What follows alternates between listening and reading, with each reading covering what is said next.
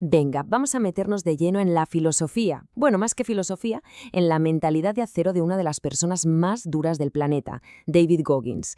Hoy vamos a desgranar cómo alguien puede coger un sufrimiento que ni nos imaginamos y convertirlo en una fuerza casi sobrehumana. Y la clave de todo, como veremos, es un cambio de chip brutal. Y es que todo arranca aquí, en el centro de su historia. Esto no es el típico cuento del éxito que llega fácil, para nada. Es una historia que nace literalmente de la derrota, de estar en la lona, de que la vida te golpee una y otra vez.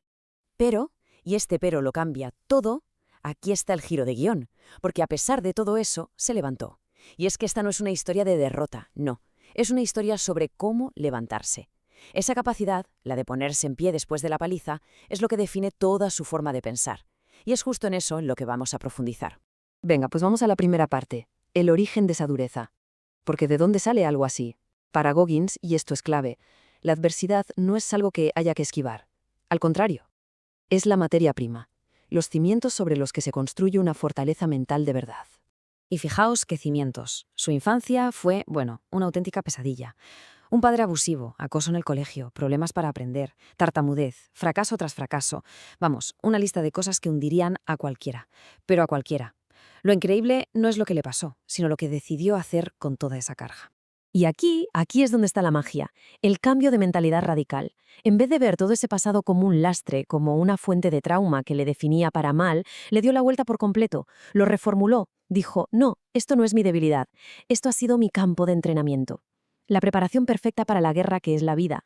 Y eso nos lleva a una de las ideas más potentes de Goggins. El Goggins que todo el mundo conoce, esa máquina, no nació así, fue construido, fue una creación.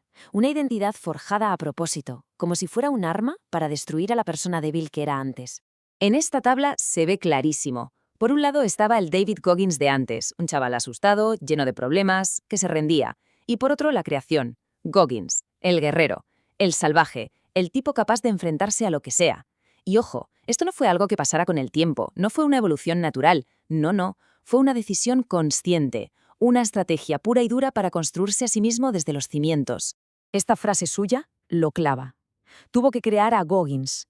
¿Para qué? Para poder soportar el juicio de los demás y, sobre todo, el suyo propio. Goggins era, y es, esa parte de él que puede con todo. Una especie de armadura, un escudo, contra el mundo, sí, pero más importante aún contra sus propios fantasmas. Era el avatar que necesitaba para poder seguir adelante. Vale, perfecto. Ya hemos visto de dónde viene, el porqué de esa dureza, pero ahora vamos a lo interesante, al cómo. ¿Cómo se hace esto en la práctica? ¿Cuáles son las tuercas y los tornillos de esta mecánica mental? Vamos a ver cómo se construye esa fortaleza. La pregunta del millón entonces es, ¿cómo se forja una mente así, inquebrantable? Porque la clave es esa, que se forja, no se nace con ella, es un proceso.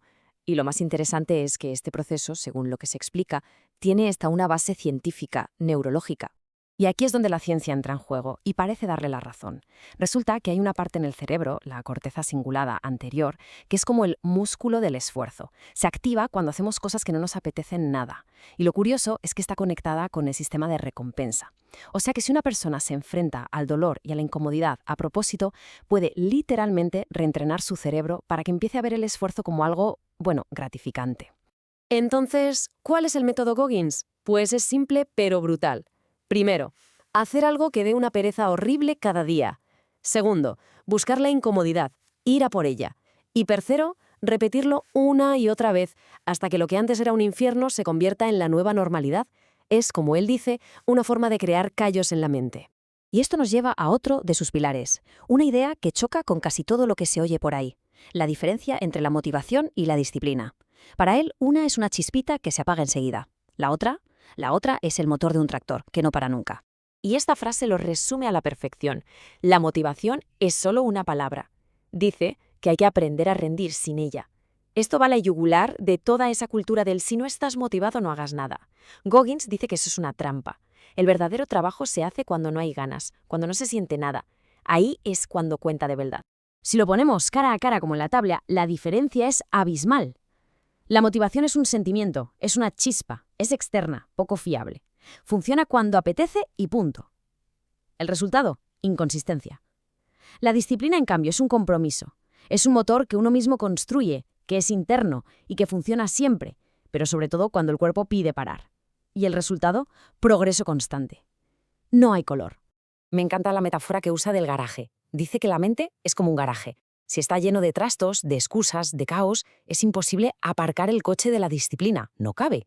Así que antes de nada, toca hacer limpieza. Toca ordenar la mente para hacer sitio a lo que de verdad importa. Y con esto llegamos al final, a la parte quizás más profunda de toda su filosofía. Porque vale, mucho sufrimiento, mucho dolor, mucha disciplina, ¿pero para qué? ¿Cuál es el sentido último de todo este esfuerzo sobrehumano? Es la pregunta del millón, ¿no? Después de todo ese sufrimiento, ¿dónde está el premio? ¿Cuál es el objetivo final? Porque tiene que haber algo más, ¿verdad? Normalmente se piensa que el propósito es algo que está ahí fuera. Ya sabes, encontrar un trabajo, ganar una carrera, conseguir un título, como una meta que hay que alcanzar. Pero Goggins le da una vuelta de 180 grados a esta idea. Y aquí viene la gran revelación. Él dice, lo curioso es que el propósito siempre está ahí, nunca nos abandona, porque el propósito eres tú. O sea, que el objetivo final no es algo externo. El único propósito real, el que nos acompaña siempre, es la persona en la que nos estamos convirtiendo. Mejorar. Ese es el juego. Y si lo piensas, las implicaciones son brutales. El propósito principal es uno mismo. Punto. Eso significa que la superación personal es la única misión que tenemos 24/7. Y cada vez que suena el despertador y decidimos no levantarnos o no hacer eso que sabemos que tenemos que hacer, en el fondo estamos traicionando ese propósito. El trabajo se hace para ganar una batalla interna, personal, no para que nadie te dé una palmadita en la espalda. Así que la pregunta con la que nos quedamos no es cómo ser David Goggins. La pregunta es qué versión de una persona está ahí, esperando justo al otro lado de la incomodidad. ¿Qué potencial está ahí dormido, esperando a que alguien se atreva a cruzar esa barrera?